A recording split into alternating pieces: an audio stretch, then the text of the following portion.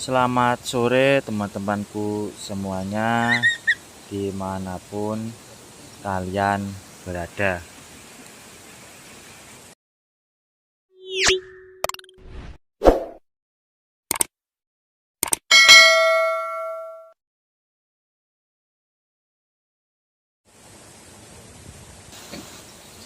Hari ini hari Kamis tanggal 15 September 2022.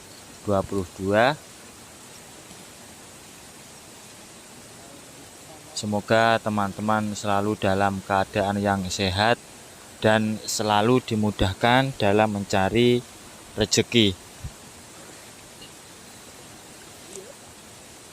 Dan pada sore kali ini saya lagi mengambil video di sebuah tempat ya teman-teman, tempat yang ditumbuhi banyak sekali pohon-pohon yang rindang yang begitu subur tumbuh di sekitaran tempat ini.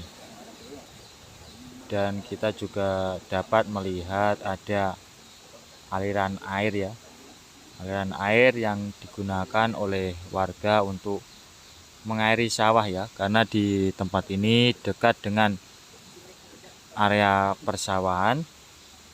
Jadi bisa dikatakan bahwa aliran air tersebut adalah irigasi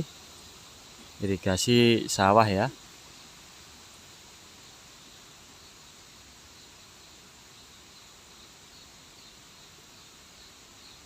Ya, tempat-tempat seperti ini yang banyak disukai oleh hewan-hewan liar, misalnya itu adalah burung, ular, dan masih banyak jenis hewan lainnya yang sangat suka hidup di tempat-tempat yang banyak ditumbuhi oleh pohon ya teman-teman. Ya, karena suasananya sudah sore, jadi ya sedikit agak gelap ya teman-teman. Tidak secerah sewaktu siang hari. Apalagi untuk hari ini dilanda mendung. Jadi ya sangat sejuk sekali untuk tempat ini ya. Apalagi dibarengi dengan adanya angin yang datang secara sepoi-sepoi. Kita mendengar suara dari masjid ya teman-teman yang mulai ngaji, menandakan akan memasuki azan. Ya memang kalau hari Kamis itu banyak masjid-masjid yang mengaji ya, mengadakan mengaji, tapi kalau malamnya itu yasinan di rumah-rumah warga, tapi ya bergantian atau bergiliran setiap hari Kamis malam Jumat. Makanya ini tadi saya sedikit agak kepepet ya teman-teman untuk mengedit, dikarenakan siang tadi ya ada keperluan yang tidak bisa ditinggalkan sehingga agak kesorean, dan mudah-mudahan nanti nguploadnya tepat jam. Nanti takutnya kalau terlalu malam teman-teman itu tidak sempat melihatnya. Tapi saya mengupload semalam itu jam 9 ya, naik ya teman-teman. Kalau dilihat dari penontonnya itu naik. Kadang malam itu ya sangat sangat berpeluang untuk menaikkan penonton. Tapi ya semua itu tergantung dari waktu teman-teman pas apa tidaknya untuk menonton channel yang saya hadirkan. Dan ini adalah cerita part ketiga ya, cerita terbaru yang saya hadirkan. Dan sebelumnya saya minta maaf untuk teman-teman yang sedikit agak merasa kecewa dengan cerita yang kemarin yang sudah saya tamatkan. Ya dikarenakan kalau terlalu banyak cerita teman-teman, saya itu sedikit agak jenuh ya untuk membuatnya kembali ya, karena kebetulan ini saya memiliki cerita terbaru yang lebih menarik dan lebih enak untuk ditonton. Jadi saya memutuskan untuk meneruskan cerita ini. Semoga teman-teman terhibur ya dengan cerita terbaru yang saya hadirkan ini. Semoga dapat mengurangi rasa kecewa teman-teman pada cerita yang kemarin yang sudah saya putuskan untuk tamat. Dan nanti saya usahakan akan lebih rutin untuk mengupload cerita terbaru ini. Kalau nanti ada waktu mungkin 1 hari 2 video ya teman-teman. Jadi ya sekali lagi saya mohon maaf yang sebesar-besarnya untuk teman-teman yang sedikit merasa kecewa.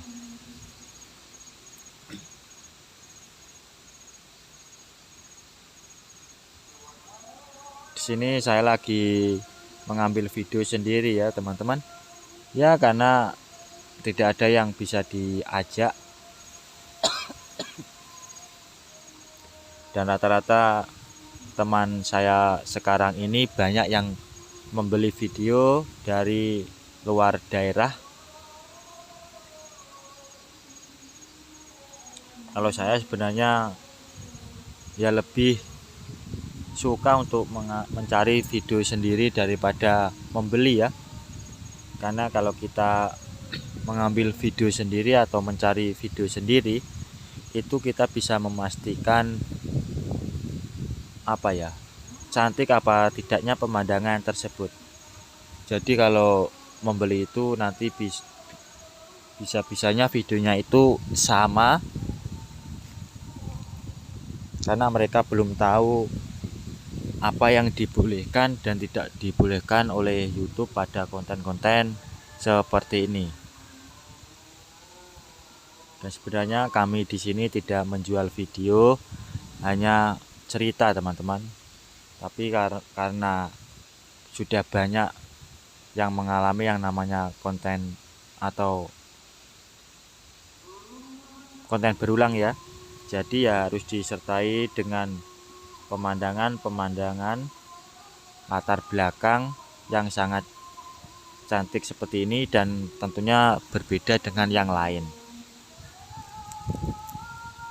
Jadi teman-teman itu sewaktu membaca tidak jenuh ya, karena kita kasih pemanis yaitu pemandangan alam yang luar biasa indahnya. Dan entah kenapa ya akhir-akhir ini saya lebih memilih membuat cerita yang sedikit agak panjang teman-teman ya. Semua itu dikarenakan kalau video kita itu panjang itu sangat berpeluang mendapatkan hasil yang lebih ya. Tapi semua itu tergantung dari durasi tonton rata-rata. Kalau ditonton penuh ya saya sangat bersyukur sekali. Tapi kalau cuma separuh ya nggak apa-apa, saya maklumi. Mungkin teman-teman sedikit tidak suka dengan cerita yang saya hadirkan, itu ya sudah saya maklumi ya. Dan saya juga tidak bisa memaksa untuk teman-teman menonton sampai habis. Sudah mampir saja saya sudah sangat bersyukur.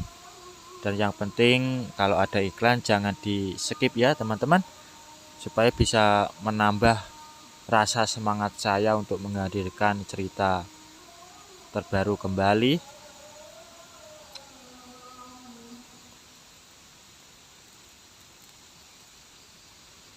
Dan sebelumnya saya ucapkan banyak-banyak terima kasih buat para subscriber saya yang telah mendukung channel ini. Dan bagi yang baru menemukan atau yang masih baru, saya ucapkan selamat datang, salam kenal dan salam hangat. Tetap dukung terus channel ini supaya kedepannya lebih berkembang lagi dan dapat membuat saya lebih bersemangat lagi dalam membuat konten lainnya yang bertujuan untuk menghibur teman-teman khususnya di kala senggang. Dengan cara subscribe, like, share, dan komen. Dan jangan lupa bunyikan tombol lonceng kalau saya mengupload video terbaru. Teman-teman tidak ketinggalan dengan ceritanya. Kita bisa melihat ya suara gemericik air yang lumayan sedikit deras teman-teman, dan juga suara qiraat yang ada di masjid sudah mulai menggema. Dan mungkin ini nanti saya tidak terlalu lama ya di sini, nanti takutnya pulangnya kesorean dan keburu mengupload, apalagi kalau akhir-akhir ini di daerah saya ini untuk jaringannya itu mengalami gangguan terus teman-teman, sehingga sedikit agak menghambat sewaktu saya mengupload video. Apalagi kalau video berdurasi panjang itu ukurannya besar, jadi sedikit agak lama ya untuk menguploadnya. Entah kenapa jaringannya ada gangguan terus menerus, entah itu pakai wifi ataupun menggunakan data pribadi, hampir sama ya, mengalami gangguan. Ya semoga saja segera diatasi supaya saya sedikit cepat untuk menguploadnya ya, karena kalau terhambat oleh jaringan itu ya bisa menghambat proses penguploadan teman-teman.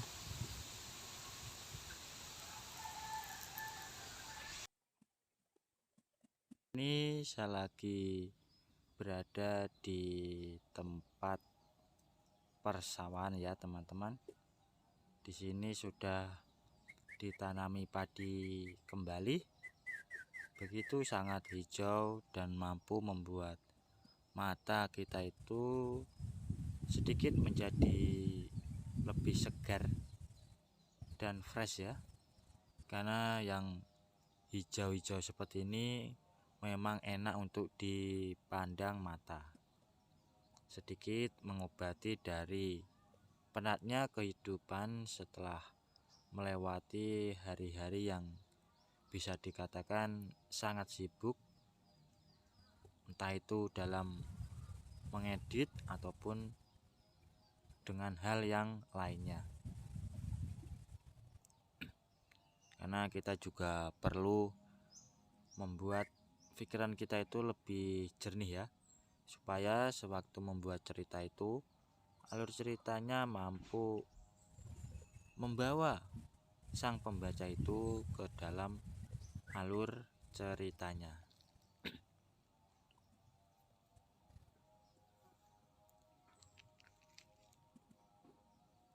Sawah adalah tanah yang digarap dan diairi untuk tempat menanam padi. Untuk keperluan ini, sawah harus mampu menyangga genangan air karena padi memerlukan penggenangan pada periode tertentu dalam pertumbuhannya. Untuk mengairi sawah digunakan sistem irigasi dari mata air, sungai, atau air hujan. Sawah yang terakhir dikenal sebagai sawah tada hujan, sementara yang lainnya adalah sawah irigasi. Padi yang ditanam di sawah dikenal sebagai padi lahan basah atau lowland rice. Pada lahan yang berkemeringan tinggi, sawah dicetak berteras atau lebih dikenal terasering atau sengkedan untuk menghindari erosi dan menahan air. Sawah berteras banyak terdapat di lereng-lereng bukit atau gunung di Jawa dan Bali. Sebuah studi yang dipublikasikan Proceedings of the National Academy of Sciences of the United States of America menemukan bahwa semua jenis padi yang dibudidayakan saat ini, baik dari spesies indica maupun japonica, berasal dari satu spesies padi liar Oryza rufipogon yang ada pada tahun 8.200 tahun hingga 13.500 tahun yang lalu di Cina.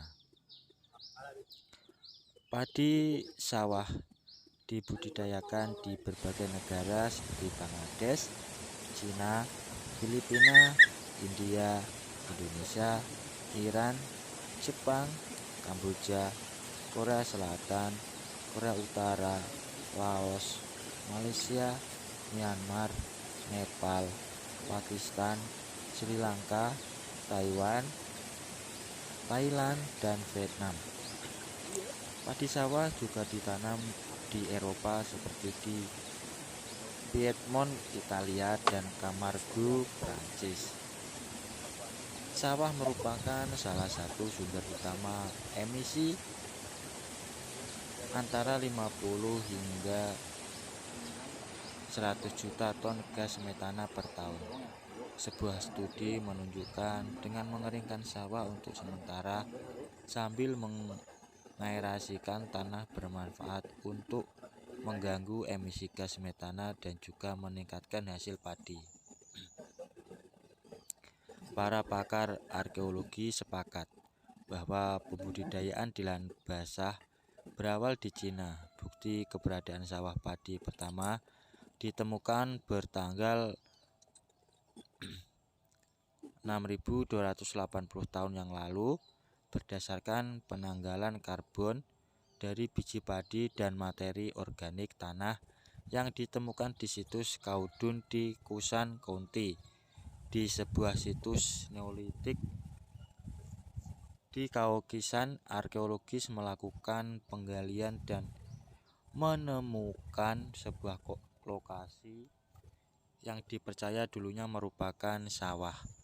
Diperkirakan situs di Kaukisan bertanggal 4000 hingga 3000 sebelum Masehi. Selain itu, terdapat 10 lokasi arkeologi yang terkait dengan sawah di Korea. 2 di antaranya yang tertua berada di Oksyun dan Yeomdung, Ulsan, dibangun sejak Mumun Pottery period. Terdapat bukti arkeologis pula bahwa beras atau padi yang sudah dihilangkan sekamnya disimpan untuk keperluan dan prosesi pemakaman sejak zaman Neolitik hingga dinasti Han di Cina. Sawah sebagai ekosistem disebut oleh ahli antropologi keberbangsaan Amerika Serikat Gersi, yakni sawah sangat stabil atau tanah lama. Sawah dapat terus menghasilkan panenan yang boleh dikatakan tidak berkurang dari tahun ke tahun, bahkan sering 2 kali setahun. Peranan air di dalam ekosistem sawah sangat berpengaruh terhadap dinamika kehidupan sawah. Di sini karakter tanah tropis yang tipis diatasi dengan memasukkan zat hara ke sawah dengan air irigasi untuk menggantikan zat makanan yang diambil dari tanah. Penyerapan nitrogen oleh ganggang hijau biru yang berkembang biak dalam air hangat. Pembusukan kimiawi bakteri dari bahan organik, termasuk sisa-sisa tanaman yang sudah dituai tertinggal dalam air. Pengisian udara pada tanah dengan gerakan air sawah yang perlahan, dan tentu saja dengan fungsi-fungsi ekologis lainnya yang dilaksanakan oleh irigasi masih belum diketahui. Lebih lanjut, pada ekosistem sawah terdapat komponen abiotik dan biotik. Komponen abiotik terdiri atas faktor edafik atau kesuburan tanah yang dilihat dari parameter kapasitas pertukaran kation atau KTK, kandungan bahan organik tanah, kandungan N total, P tersedia dan K tersedia dalam tanah, dan faktor hidrologik yang dilihat dari parameter kedalaman genangan air sawah.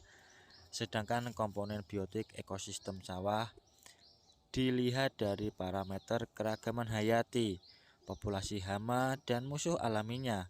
serta pola interaksi yang terjadi di antara tanaman dan serangga herbivora, serta antara serangga hama dan musuh alaminya. Pengolahan tanah bertujuan untuk mengubah sifat fisik tanah agar lapisan yang semula keras menjadi datar dan melumpur. Dengan begitu, gulma akan mati dan membusuk menjadi humus. Aerasi tanah menjadi lebih baik. Lapisan bawah tanah menjadi jenuh air sehingga dapat menghemat air. Pada pengolahan tanah sawah ini dilakukan juga perbaikan dan pengaturan pematang sawah serta selokan. Pematang atau galengan sawah diupayakan agar tetap baik untuk mempermudah pengaturan irigasi sehingga tidak boros air dan mempermudah perawatan tanaman. Tahapan pengolahan tanah sawah pada prinsipnya mencakup kegiatan-kegiatan 1. Perbaikan pematang atau galengan dan saluran. Sebelum penggarapan tanah dimulai, pematang atau galengan harus dibersihkan dari